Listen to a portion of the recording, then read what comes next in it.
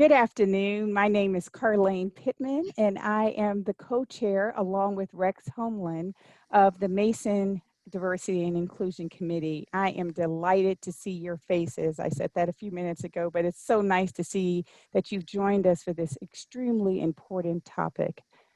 Today, we are joined by the women of League of, I can't talk apparently, the women of League of Voters, League of Women Voters, excuse me. This is their 100-year celebrating this very important area, and you'll hear a lot from them today. I wanted to welcome you also on behalf of the Mason School of Business. I am delighted to share in this important effort and honored to share in this important effort of being on the Diversity and Inclusion Committee. And you see our dean has joined us, Larry Pulley. We care about diversity and inclusion. We care about each of the members of our William and Mary community. And hopefully you all feel that. Hopefully that's why you have joined us today. We are going to be talking with our League of Women Voters about the women's suffrage movement. We'll hear from Sharon Owlett in a few minutes, and I'll introduce her shortly. And then we're actually going to have a panel, and that's going to be with Marianne Simpson and Marianne Moxon. And it should be really interesting.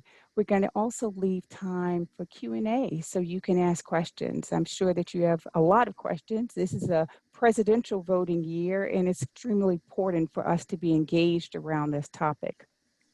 So when we think about what you're going to hear first, a wonderful presentation from Sharon, it basically is a historical overview of the women's suffrage movement.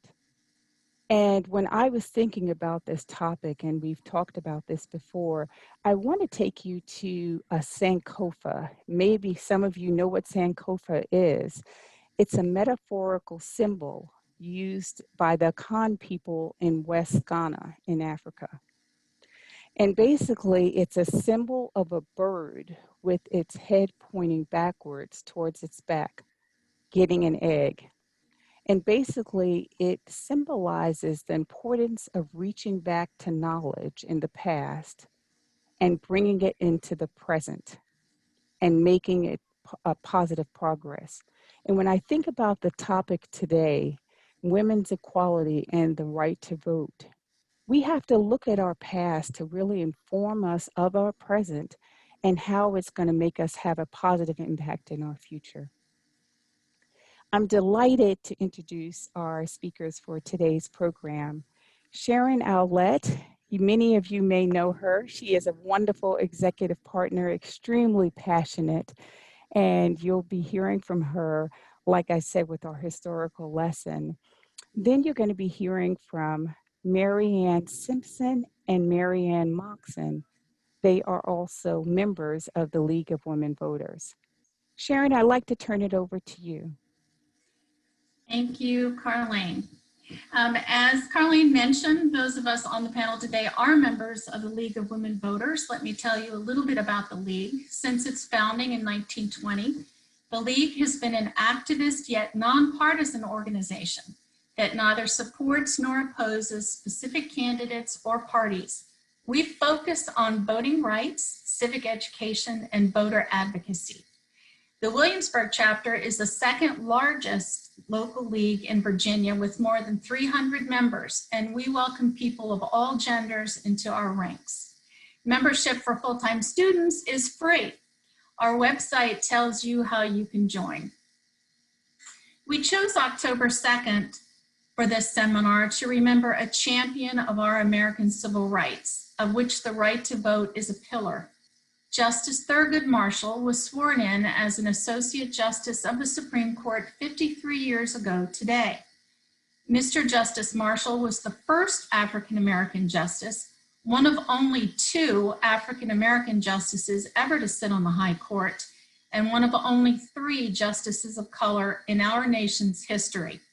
The other 2 sit on our court today, Justice Clarence Thomas and Justice Sonia Sotomayor, who was one of only 4 women to ever sit on the Supreme Court. As Carlene mentioned, we celebrate 100 years of women's suffrage today in the United States this year. As we'll see in the webinar, however, suffrage wasn't easy and it was not universal.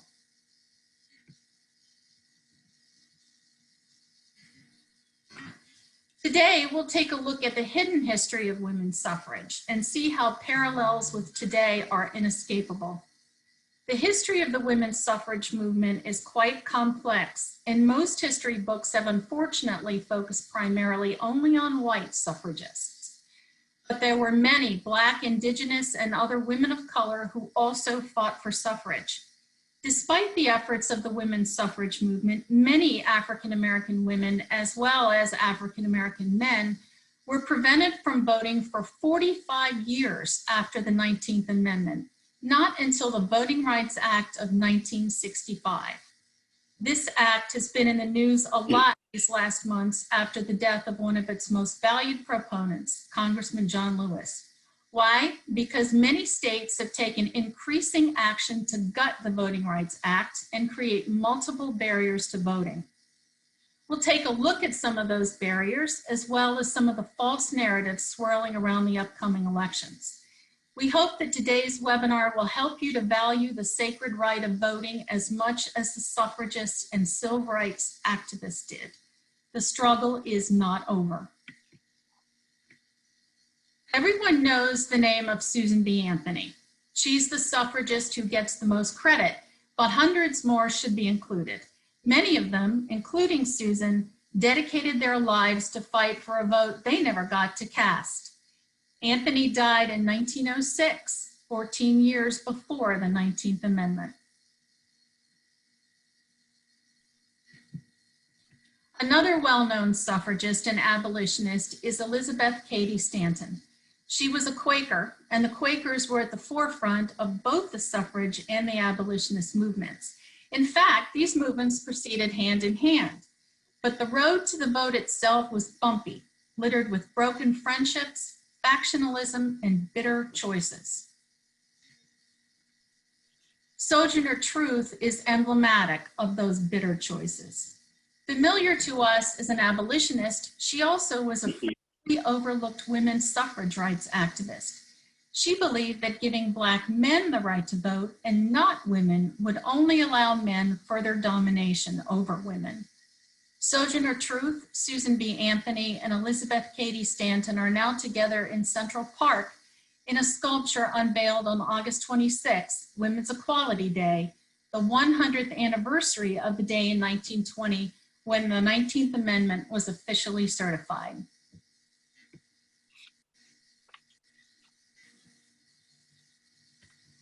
Sorry, I have a technical glitch. 1 second. Thanks. Elizabeth Cady Stanton held a Quaker Tea Party in 1848, and she said, "The right to vote is ours. Have it we must, use it we will." Many of us have heard about this famous 1848 tea. But the seed of the women's suffrage movement in the US actually took root at an abolitionist convention in London, where Elizabeth Cady Stanton and Lucretia Mott met at the World Anti-Slavery Convention. Mott was an official American delegate. Stanton was there on her honeymoon with her abolitionist husband. When they arrived, they learned that many delegates didn't want women to even attend this. They were told they'd have to sit in a roped-off gallery where they couldn't speak or vote. Of course, they protested, but they were forced to sit there on the sidelines, humiliated and furious. They resolved to hold a convention as soon as they returned home and to form a society to advocate the rights of women. They were just getting started. Roughly 10 days after the Tea Party, about 300 women and men gathered in Seneca Falls, New York, at a convention to discuss the social, civil, and religious rights of women. Mott and Stanton drafted an organizing document, the Declaration of Sentiments, one of which demanded the vote for women as a human right. This resolution on suffrage passed. Its signers included Frederick Douglass, but not without dissenters. Some men argued that women's suffrage detracted from the far more urgent goal of voting rights for former slaves. But with the words, "We hold these truths to be self-evident," that all men and women are created equal, the fight for women's suffrage in America took off.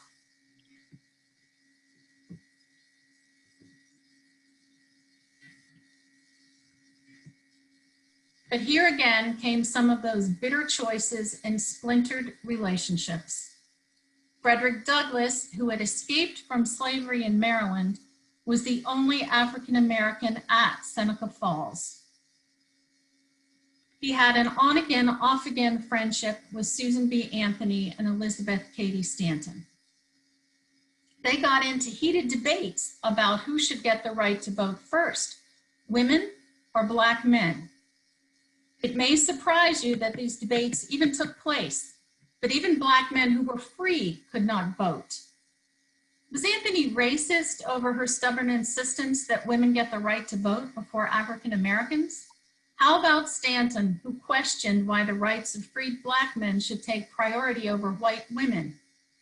Douglass, in turn, argued that extending suffrage to Black men had a realistic chance of passing in Congress, but that universal suffrage, that is, voting rights for women as well, did not. Whatever these positions say about them, Anthony never stopped advocating for racial justice and condemning lynchings in the South. And Douglass did not stop advocating for women's rights right up to his sudden death from a heart attack, only hours after sitting beside Susan B. Anthony at a suffrage event. And now the women themselves began to fracture over the very thing that once united them, race. White suffragists were frequently loath to feature Black women in their public events lest they alienate Southern politicians. White suffrage organizations, including the National American Women's Suffrage Association, had prevented the integration of Black women into the movement. So, in the late 1800s, Black women set about organizing themselves. Ida B. Wells founded the first African American suffrage organization in Chicago. Frances E.W. Harper was another Black heroine of the early suffrage movement. Harper's refusal to give up her seat on a Philadelphia trolley car in 1858, 100 years before Rosa Parks, has been largely ignored. In 1896, another friendship splintered. Harper helped found the National Association of Colored Women after disagreeing with Stanton and Anthony over enfranchising Black men before women. As Mary Church Terrill began to champion the cause of suffrage, she had joined the National American Women's Suffrage Association as one of very few Black members, and she took them to task for their widespread exclusion of women of color. She was another co-founder of the National Association of Colored Women, the NACW, and served as its first president. Under their motto, "Lifting as we climb," the NACW pursued a broad agenda and confronted discrimination in all facets of American life. Mary Church Terrill was also a charter member of the NAACP. In addition to the Alpha Suffrage Club and the National Association of Colored Women, Black women formed other organizations, such as the African American Women's League. Universal women's suffrage was definitely in the headlines, but despite these parallel efforts, support for the struggle itself was, again, far from universal.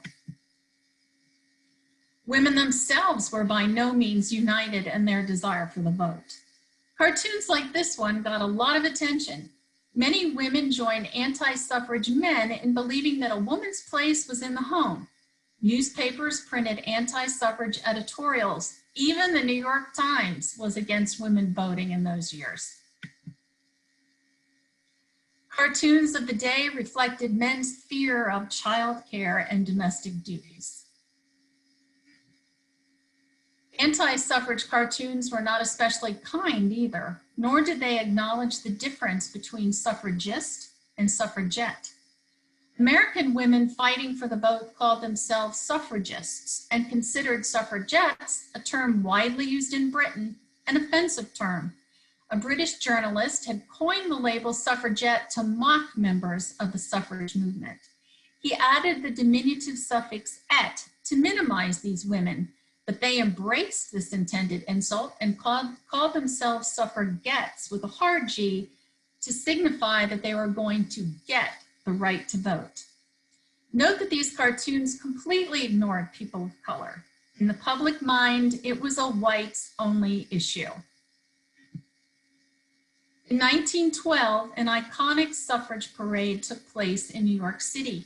Suffragists had begun to employ a more public spectacle as they literally took to the streets in parades, pageants, open-air meetings, and strikes, often decked out in white dresses and wearing sashes saying "Votes for Women." More and more women were willing now to risk arrest and possible jail sentences for their actions. One unsung suffrage heroine who rode a white horse at the head of that 1912 parade was Mabel Pinghua Lee, an ethnic Chinese American. Just look at the dismissive caption under her photo. Even though this Chinese girl was getting ready to enter Barnard College and became the first woman to receive a PhD from Columbia University. But because of the Chinese Exclusion Act, she, like all Chinese in America, still could not vote even after the 19th Amendment.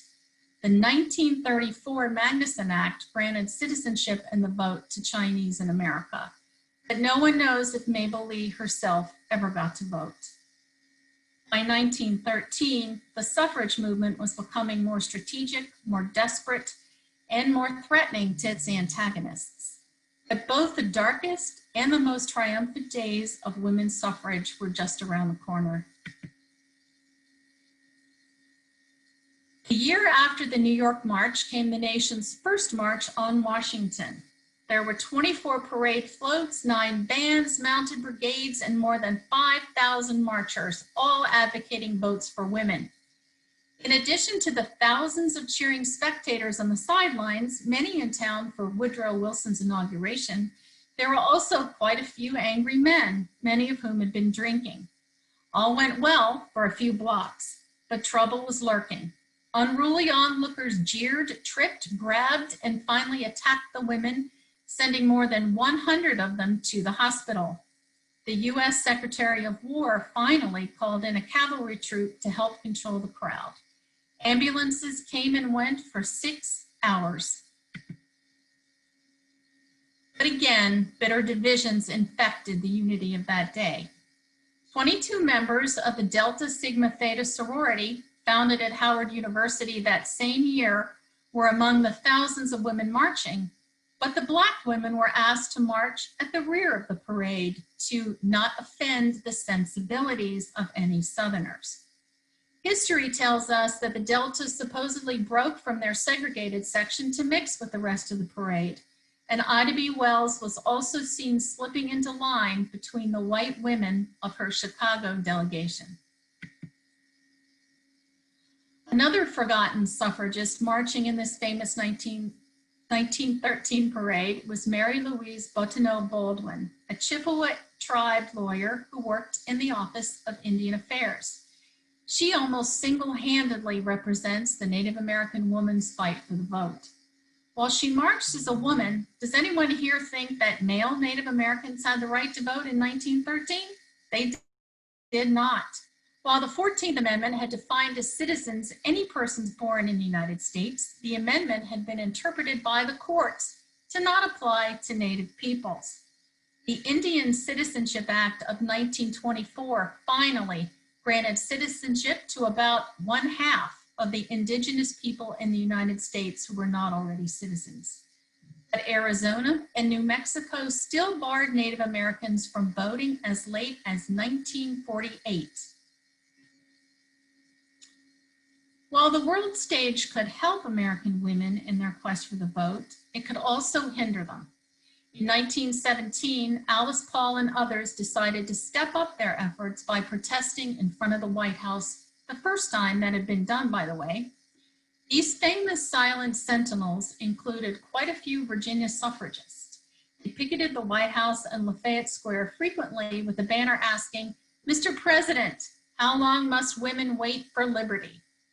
Initially, passers-by viewed the marchers with curiosity and sympathy, and the White House tolerated their presence. But in April, after the U.S. entered World War I, the public mood changed. Many thought it unpatriotic to picket the president during a time of war. President Wilson remained adamantly opposed to women voting in 1917. And soon the police started arresting the women for blocking traffic, even jailing some for up to 60-day prison terms. At one peaceful protest that year, suffragist Alice Paul was arrested along with 33 others for obstructing traffic and given the longest prison sentence yet, 7 months. The fight for the vote was about to turn brutal. After demanding that she and the other silent Sentinels who were arrested be treated as political prisoners, Alice Paul went on a hunger strike. Doctors force-fed her twice a day, tying or holding her down and forcing a tube down her throat, a process that caused her to vomit raw eggs repeatedly. Still, she persisted.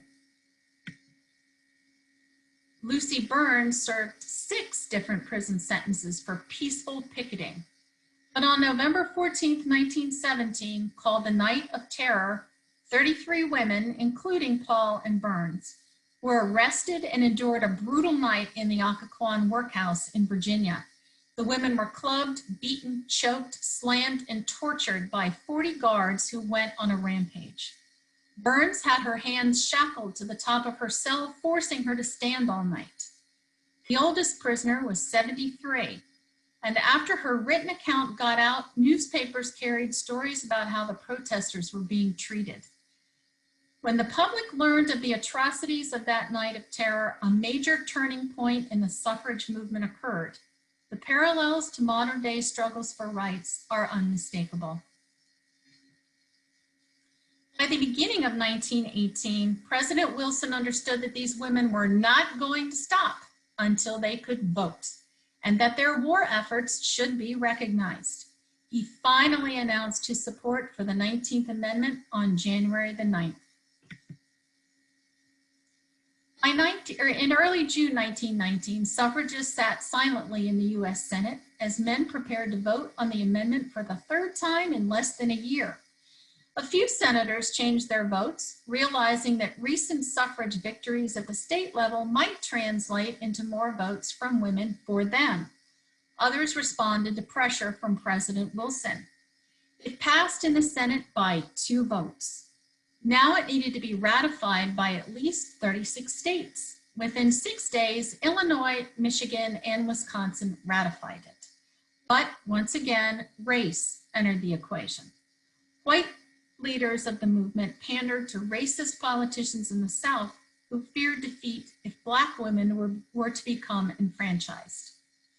Some of Carrie Chapman Catt's words would come back to haunt her. Her writings reveal some racially and ethnically offensive comments, especially in regard to immigrants, that she later repudiated. But words matter, and there is an ongoing effort to rename Catt Hall at Iowa State that was named for her. After a lot of lobbying, pleading, and cajoling, 35 states had ratified the 19th Amendment, and only 1 more was needed. That honor fell to Tennessee. Florida is shown in orange here because they did not ratify the amendment until 1969, but believe it or not, they weren't the last.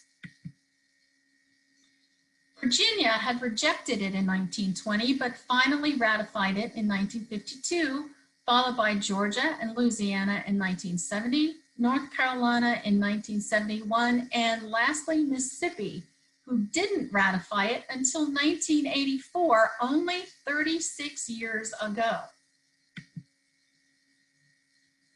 White women may have celebrated with ticker tape parades in 1920, but Black women and men in the former Confederacy had a different story.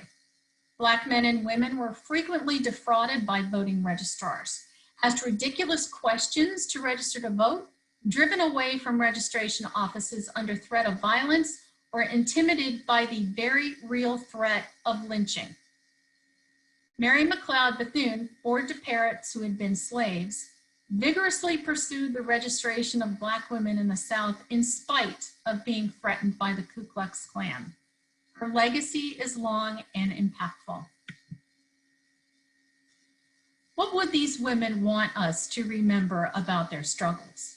Just read their words from Susan B. Anthony. Someone struggled for your right to vote. Use it. And from the first Black woman elected to Congress, Shirley Chisholm, if they don't give you a seat at the table, bring a folding chair. As my colleague Marianne Simpson will show us, the right of women to vote was only a single milestone in the struggle for equal rights. Marianne? Thank you, Sharon. It benefits all of us to understand that the right to vote for any of us is a right that cannot be taken for granted. We now look at these three words: vote, voted, and voting. They appear 39 times in the Constitution, but the phrase right to vote appears only 5 times, and all in the amendments, never in the original document. Couple that with the fact that election laws are the responsibility of each state. Each state can and does run elections as it chooses. We take the right to vote as a given, but there are many ways that right can be compromised. The 4 constitutional amendments in red, the 15th, 19th, 24th, and 26th, protect our rights using these words. The rights of citizens of the United States to vote shall not be denied or abridged. But what is denial and what is abridgment? The answers to those questions were varied depending on which states answered them. The Reconstruction Amendments, the 13th, 14th, and 15th, began with the abolition of slavery and enshrined the right to due process, and finally, unequivocally stated that the right to vote could not be denied based on race, color, or previous servitude. But once again, the state's ability to make their own election laws meant that interpretations of these amendments could be utilized to create voting barriers. 9 states used a loophole in the 13th Amendment to develop a convict leasing system that began after the Civil War and continued until the 1940s. A theft of $10 was considered grand larceny. Vagrants could be arrested. And once convicted, felons could not vote. While the Civil Rights Act of 1866 invalidated these practices, denying the vote to felons continues today. Only 20 states allow felons to vote after probation and parole are behind them. The Reconstruction Amendments were also undercut by the Jim Crow era, which existed until the 1960s. Jim Crow was not a real person, but a contemptuous term for a Black man. It was based on a minstrel show character and meant to marginalize Blacks. The so-called race codes, Black codes, worked in conjunction with labor camps for the incarcerated, where prisoners were treated as enslaved people. Black offenders typically received longer sentences than their white equals, and because of the grueling work, often did not live out their entire sentences. The KKK was very active during these white supremacy years. Lynchings took place, with the public frequently viewing them. Whites-only signs prevailed. Jim Crow laws defined the second-class lives that Black citizens lived for decades after the Civil War. Segregation was the rule of the day. Another outgrowth of the Jim Crow era was the literacy test. Many states in the US, especially southern states, administers these to prospective voters supposedly to test their literacy in order to vote. In practice, these tests, along with poll taxes, residency and property restrictions, and intimidation, were intended to disenfranchise racial minorities. The infamous grandfather clause would allow you to vote if your father or grandfather had voted before 1867. But of course, no Blacks could vote before 1867. At first, whites were generally exempted from the literacy test if they were of, quote, good moral character, unquote. But eventually, poor whites fell victim to these tests along with African Americans and Native Americans. Payment of a poll tax was a prerequisite to vote in a number of states until 1965. Poll taxes at the time may not seem expensive at first look. In Texas, the initial tax was $1.50, or about $40 today. But in an economic system designed to keep non-white incomes well below average, these relatively modest fees were enough to shut out many minority voters from the system, not to mention low-income whites. The country, however, was changing. Mass media, better education, and post-World War II prosperity began to show the stark contrasts in treatment in the light of day. As with women's suffrage, it was people who refused to be marginalized any longer who were in the vanguard of reform. On March 17, 1965, in Selma, Alabama, approximately 600 unarmed, primarily African-American marchers organized by John Lewis and Hosea Williams were violently driven back by state troopers, sheriff's deputies, and a mounted posse after they crossed the Edmund Pettus Bridge. 1 minute and 5 seconds after a 2-minute warning was announced, the troops advanced, wielding clubs, bullwhips, and tear gas. John Lewis, who suffered a skull fracture, was one of 58 people treated for injuries at a local hospital. The horrifying images from that day spread across the country and led thereafter to the passage of the Voting Rights Act of 1965. The Voting Rights Act of 1965 would finally allow African Americans the right to vote free of harassment. It expanded the 14th and 15th Amendments by banning the racial discrimination in voting practices that had existed for nearly a century.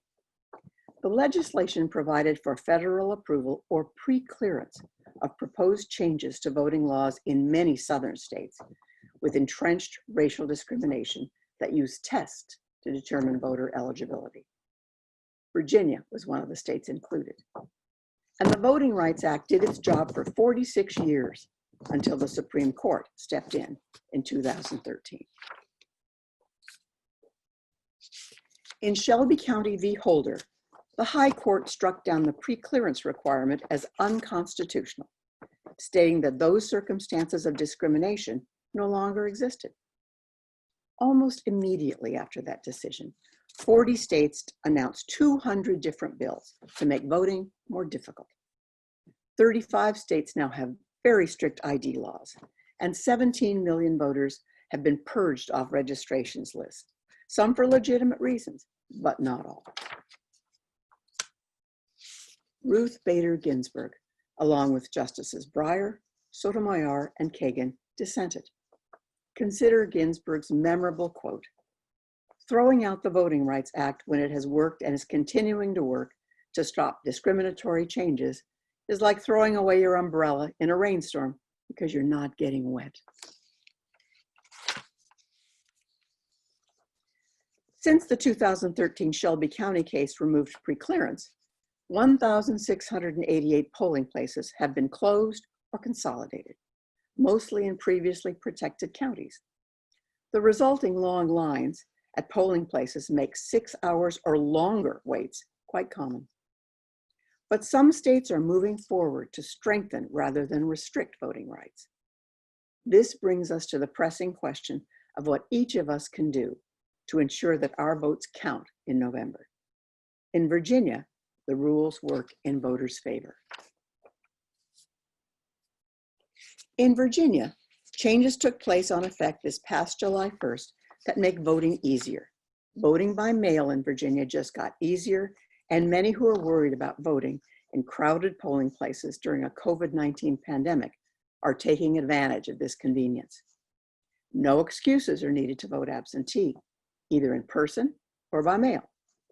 More than 25% of the votes in the 2016 and 2018 elections were absentee ballots, by the way, and 2020 will far exceed that percentage. Finally, photo IDs are no longer necessary. According to a 2012 study by Project Vote, approximately 7% of the United States population lacks a photo ID.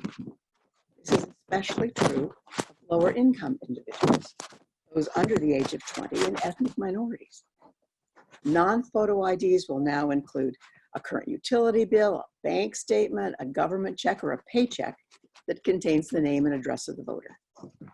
League members have been registering high school students for years, and those applications are now available in all high schools and colleges.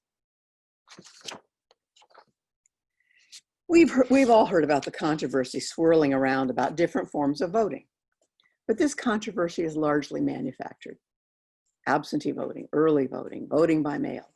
Are these three terms the same or different? There is a slight difference in interpretation. 5 states, Colorado, Hawaii, Utah, Oregon, and Washington, have conducted their elections totally by mail for years, with no major fraud resulting.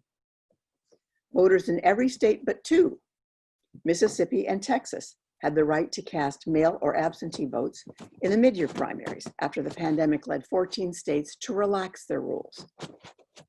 People in favor of all mail voting highly endorse the idea, claiming it allows people to do their patriotic duty without risking being affected by the coronavirus. A recent study at Stanford University found that voting by mail did not advantage either party and might actually increase voter turnout. The Conservative Public Policy Foundation, the Heritage Foundation, claims they have found only 1,285 real cases of voter fraud out of the millions of votes cast over the past 20 years. The Washington Post just this week published its study of 90 current voting rights cases showing judicial determinations of no fraud.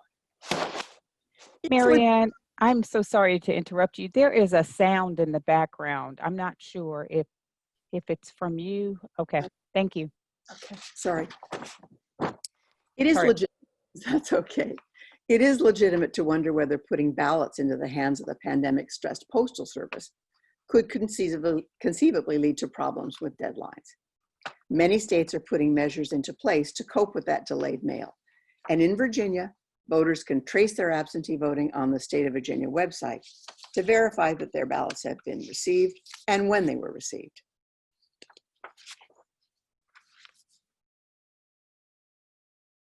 There's a series of critical dates to remember here in the Commonwealth, and jot these down. That October 23rd by 5 p.m. deadline to request an absentee ballot be mailed to you is really cutting it close. We recommend that you mail your ballot back at least 7 days before Election Day, or better yet, vote absentee in person.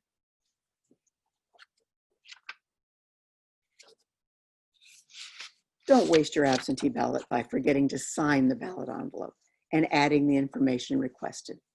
Reading, understanding, and following the rules is critical. If you vote in Virginia, check out the Citizens Portal on the Virginia Department of Elections website. Here you can easily register to vote. You can update your address so that it matches your voter ID. You can apply online for an absentee ballot, and you can check that ballot. But please don't leave it until it's too late, and remember the dates. We recognize that not everyone with us today votes in Virginia. If you live or are registered in another state, there are several organizations that can help you cast an informed vote in November. All of these organizations are nonpartisan. You can also visit your state's elections website. If you're unsure of how to find it, one of these organizations can help. An added bonus of the League of Women Voters Vote 411 website, candidates have been invited to post their answers to questions, a variety of questions on issues. Check it out to see where they stand.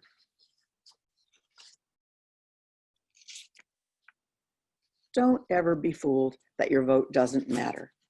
Everything in our government, good or bad, depends on the vote. Everything. Finally, remember that COVID-19 has given us a new normal. We will not have full results on November 3rd. It will be impossible. Counting absentee ballots takes time. But this doesn't mean that anything is wrong. On the contrary, it means that citizens care enough to take advantage of all legal means to make their votes count in 2020. That's something we all really need to encourage. We need to trust in the integrity of our voting systems and be patient enough to wait for the results. And what about the gutted Voting Rights Act of 1965? A new piece of legislation, the John R. Lewis Voting Rights Act, sits in Congress now waiting for a vote, poised to reinvigorate and re-strengthen the voting rights that activists we've seen today bled for. Why have we struggled so long and so hard to obtain the right to vote? And why have so many people fought and are still fighting to keep us from using it? Listen to these words from the late Congressman Lewis. We have come so far, all of us, in the South, in America, so far, and we have so far to go. The way of the civil rights movement was the way of love, of respect, of the dignity of every person, not just Black, not just white, not just male, not just female, but every person. And this, the vote is precious. It's almost sacred. So go out and vote like you never voted before. Thank you. Sharon and I will now take questions along with our League of Women Voters colleague, Mary Ann Moxon. And thanks for being with us.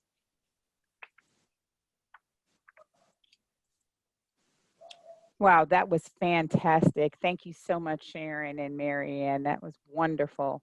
Please go ahead and ask questions. You can actually put your questions in chat and they will be read by our students, Becca Davidson, who's in our Flex MBA program, and Lana DeWitt Russell, who is in our full-time MBA program. So please ask questions. All right, we've got the first question here. Okay, the question is, do you recommend voting early? And if so, why? Absolutely, absolutely. Virginia, as an example, has one of the longest early voting terms in the United States. We have 45 days to vote early in person. It just takes the stress out of voting on election day when lines might be quite long and quite intimidating. So we really encourage people to vote early. You can actually even vote absentee by mail and take that ballot, if you like, to one of the early voting locations and deposit it there. We've seen some long lines in Fairfax, for example, in Northern Virginia, but the lines locally in James City County have been almost non-existent. So very safe. There are a lot of precautions also at the polling places, lots of hand sanitizer. Please do wear a mask and vote safely and vote once. Got to say that. Okay, our next question is, as a college student that is not from the Williamsburg area, how and where can I vote away from home? It really depends on where you've registered to vote. If you're still registered to vote away from Williamsburg at home, then you need to contact your state board of elections or even your county board of elections if you're somewhere else in Virginia other than here in Williamsburg. But if you're here in Williamsburg or James City County, the important thing is to make sure that you are registered to vote. And you have until October 13th to register to vote here, either in the city of Williamsburg, depending on your address, or in James City County, or even York County.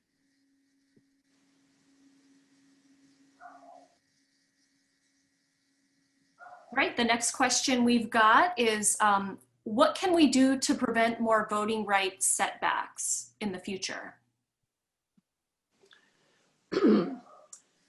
That will depend on the legislators elected. So elect the right persons to represent all of the fight that we've just seen. Obviously, the right to vote was a violent and difficult fight. Then after those folks are elected, stay in touch with them. Many times we always say, you know, we elect these people and then we abandon them. They never hear from us again.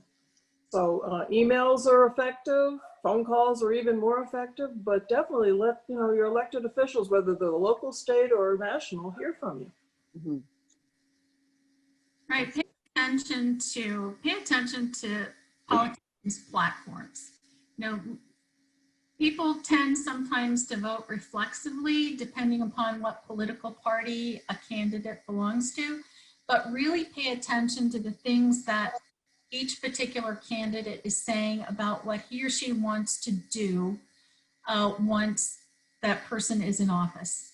That's very important. And as Marianne said, you know, keep in touch, keep up with what's happening, keep up with the efforts that may be going on in different places to try to affect the vote, either for good or for ill, and just make sure that you continue to have your voice heard. It doesn't hurt also to check and see whether prospective politicians are in favor of the John Lewis Voting Rights Act that's stuck on the floor right now. That's a major piece of legislation that can really reinvigorate voting rights across the country. Ask them if they're in favor and what they're doing to make sure that that comes to the Senate for a full vote.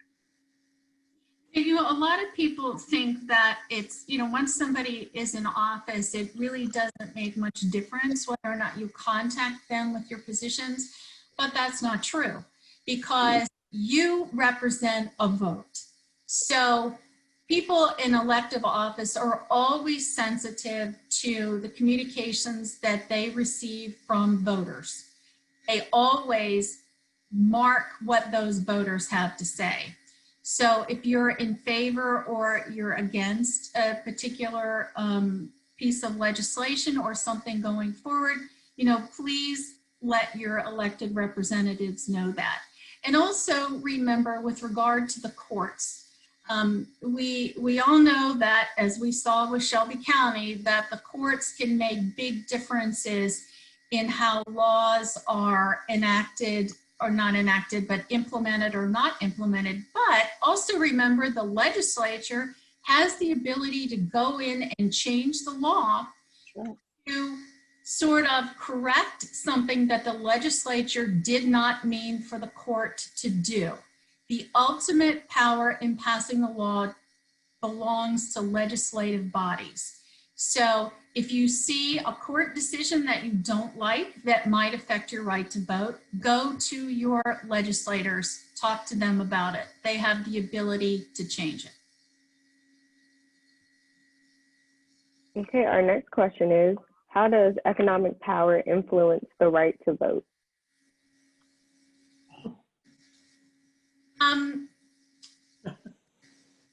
Voter barriers to voting in a lot of places really impact people who don't have transportation, you know, who might be either poor and don't have transportation, might be in rural areas. You know, they can't get to the DMV to get that photo ID. You know, they cannot get to one of the polling places because their easily accessible polling place has closed. It affects people who don't have the economic power to lobby powerful legislators or to be able to participate in movements that sort of direct legislators' reaction to what they do with the access to the polls.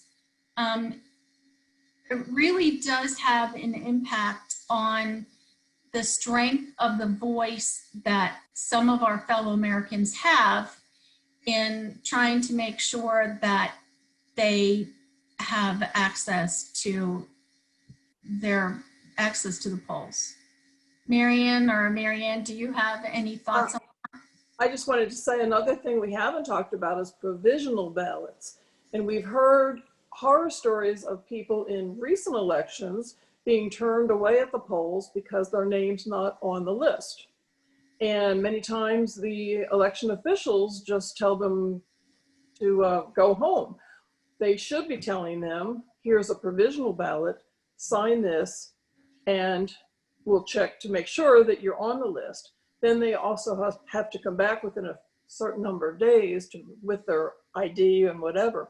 But many people who haven't voted in recent elections, this time around may be energized to vote, and they're going to show up and their name may not be there because they may have been purged from the voter registration list. And that doesn't mean that they're not qualified to vote, but it does mean they should ask for that provisional ballot, give it to them, and then come back later to prove that they are indeed who they said they were. It's a cumbersome process, but as we saw, the right to vote wasn't easy. So it's worth fighting for your individual vote too, if it's questioned.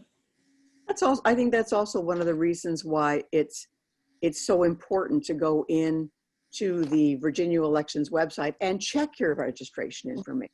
Make sure you are registered to vote. Make sure that the address is appropriate and accurate, and that your polling place is where you think it is.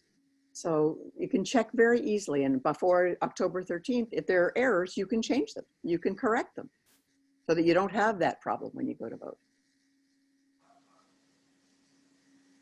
So I actually have a question for everybody online with us today. We have a lot of people I noticed. So I'm just curious as to how many people have either voted or intend to vote in the November election. And you can show that by raising your hand. Or your, I don't know, can you raise your hand in the chat function or not? Yeah. I see a thumbs up. I see some thumbs up. That's great. Yes, there's some blue hands all over. Oh, good. Great. And then following on to that question, you know, how many people are already registered to vote? Hopefully pretty much everybody who has said that you intend to vote in November. Good.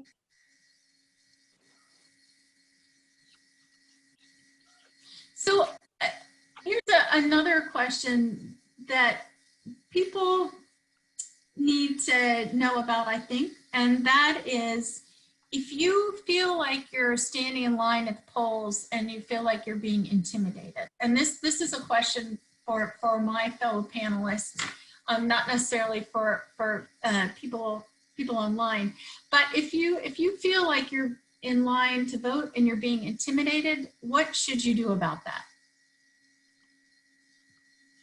I think the quickest thing you can do, come out of the line, come up to the front. There will be an election officer or an election official at the front of that line and say, I think I'm being intimidated here. There's intimidation going on at the back of this line and you need to take care of it. That person usually will go into what's called, into the chief. Every precinct has a chief who's in charge of everything. And they're trained to be able to take care of voter intimidation and to handle it. But don't just sit there and, and let somebody push you out of line or make sure that you feel frightened and can't vote. Go on up to the front and tell someone. They'll help you.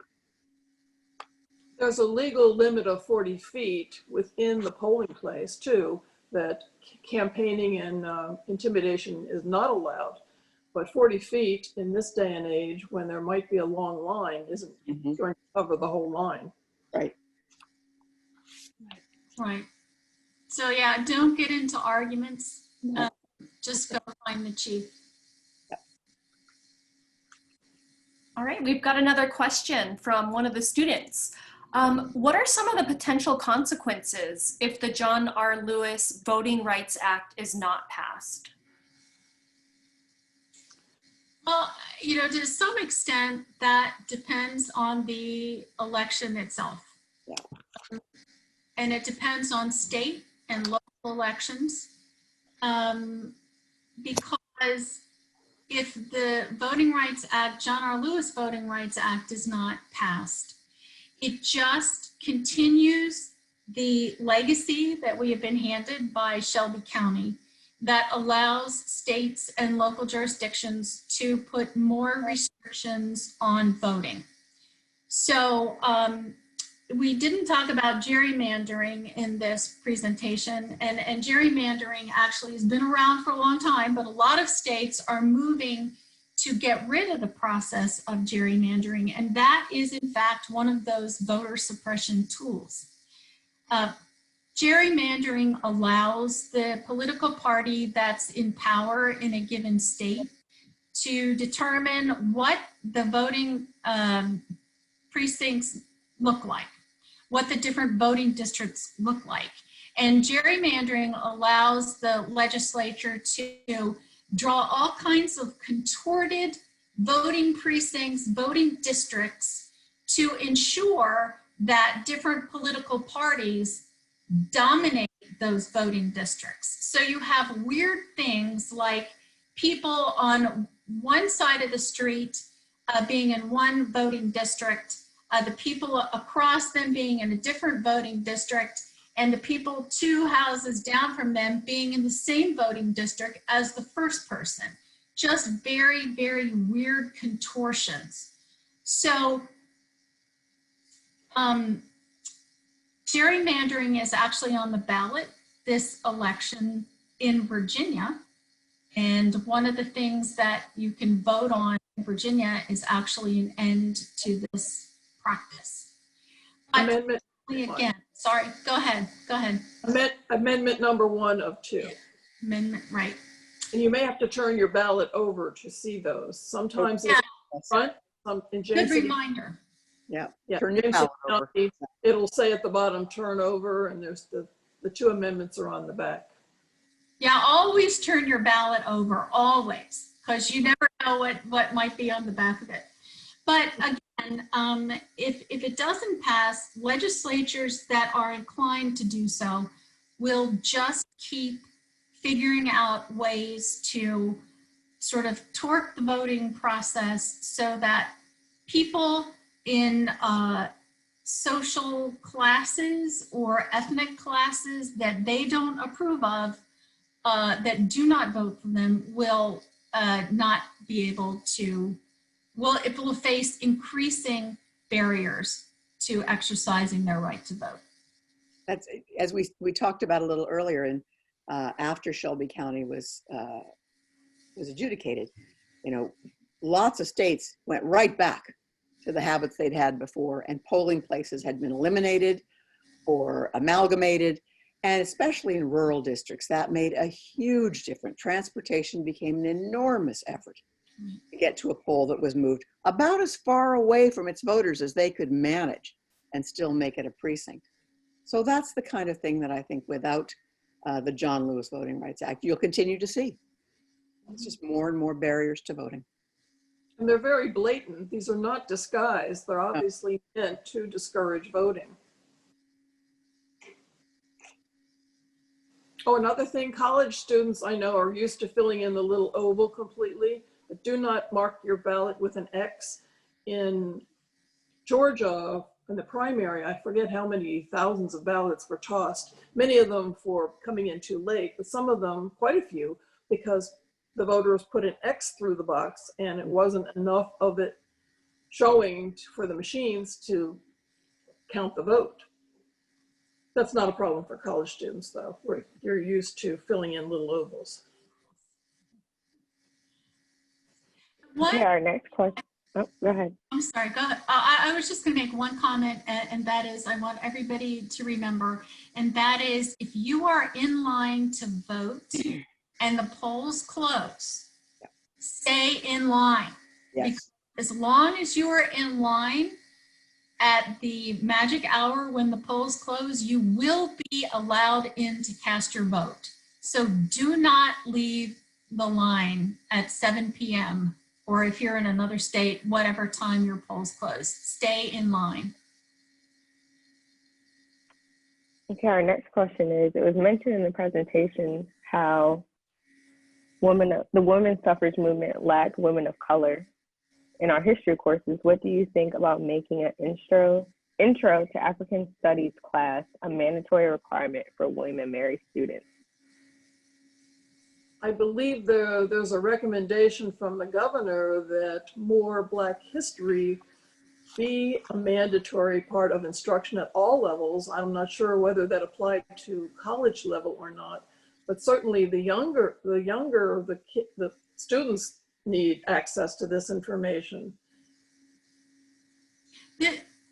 I think it would be honestly a good idea, but to be perfectly candid, I think that is more or less sort of an interim measure. I think it would be beneficial to all of us as Americans if our history courses included all of us as Americans. So in other words, there isn't, sort of one course that's billed as American history that leaves people out, so that students have to take supplemental courses in the history of other Americans. I would like to see American history be so inclusive in its courses that all of us have the opportunity to see how all of us in this country really built what we have. Well said.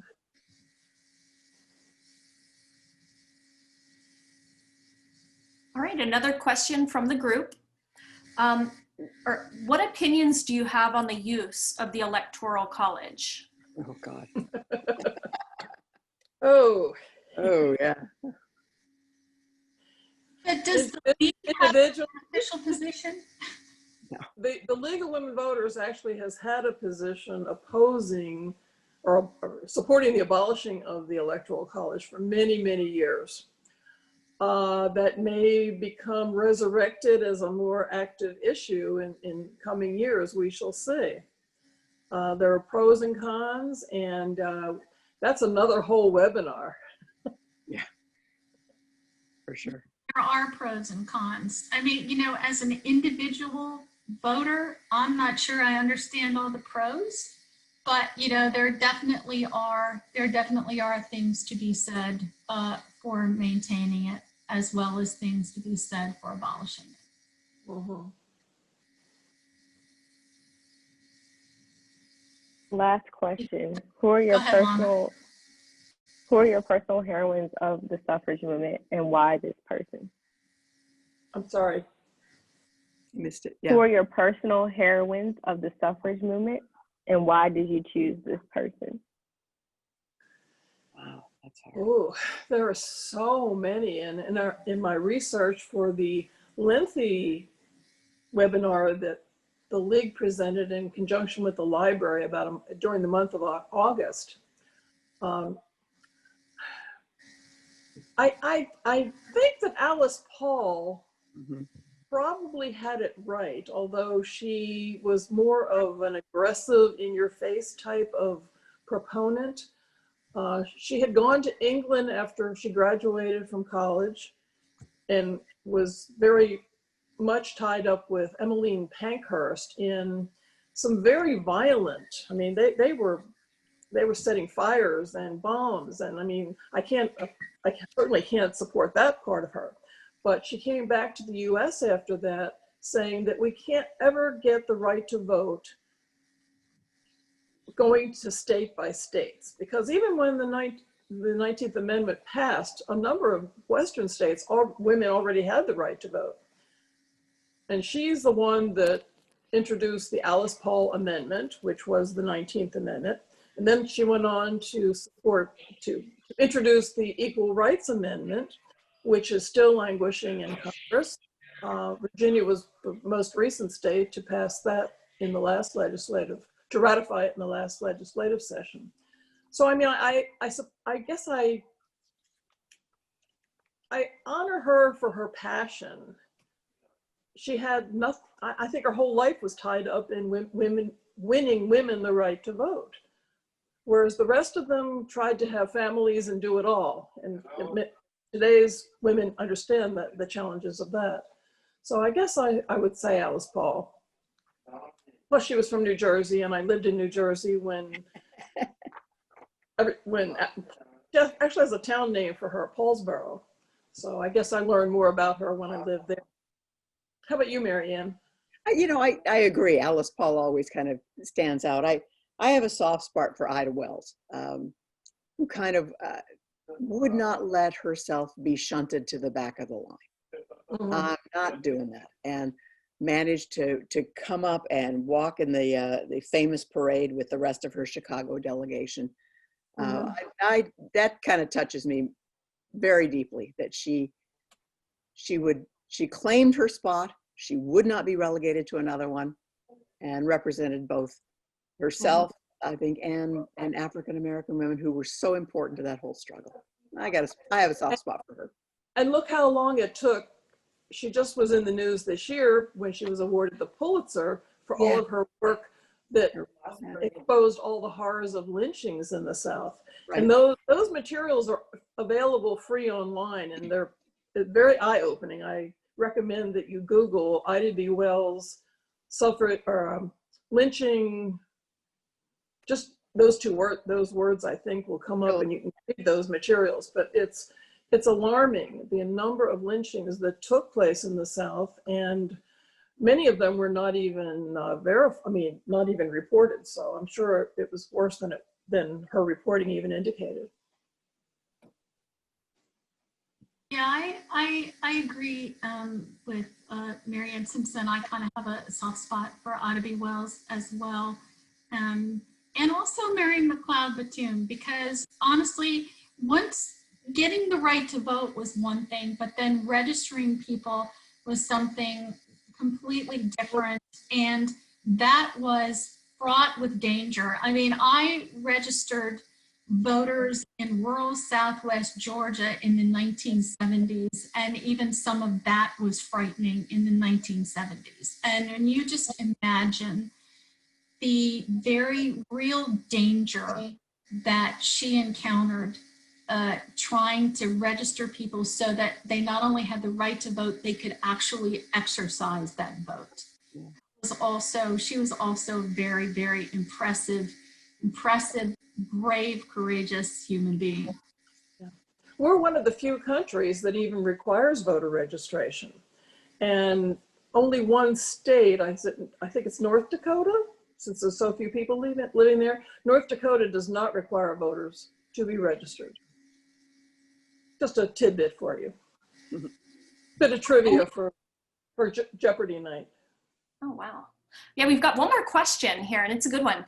Is there still a poll worker shortage, and can people still sign up to be a poll worker?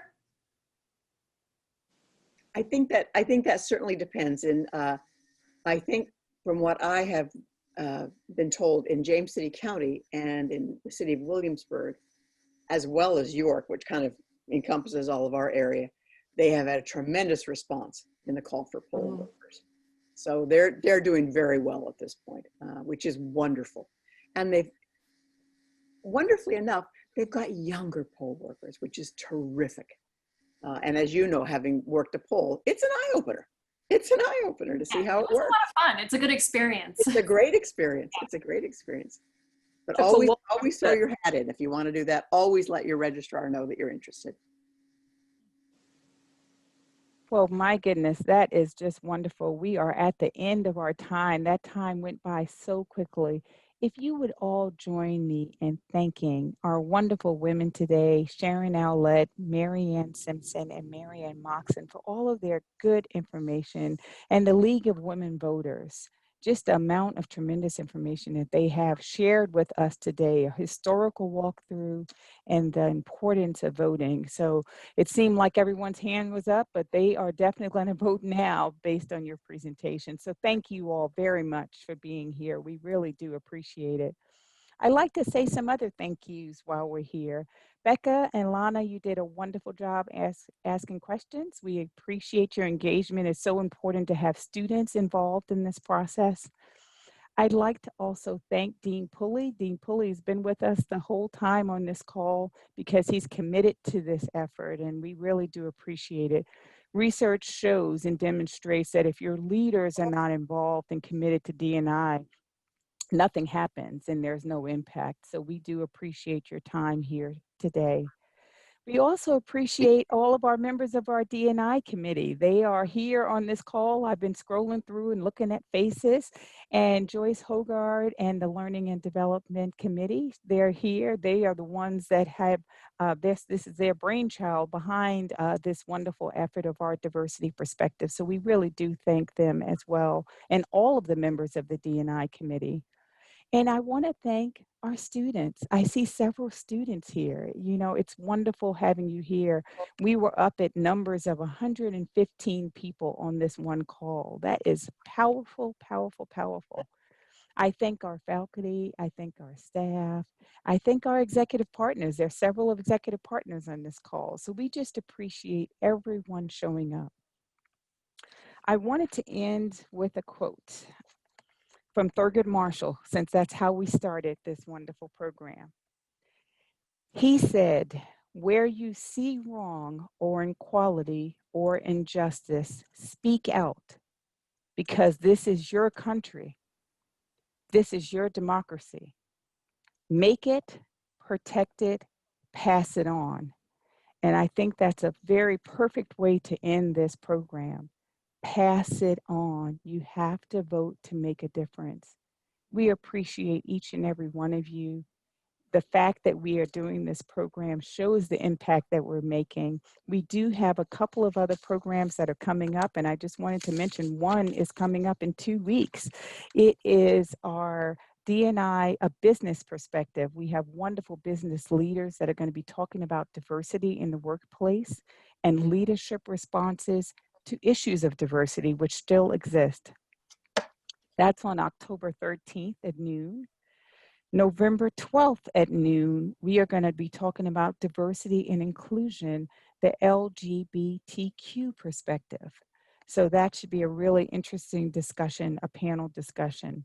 And then we will be in touch with you with other programs that we have. But thank you, thank you, thank you. We are ending on time, which was my goal. We appreciate you being here. Please continue to stay safe and go vote.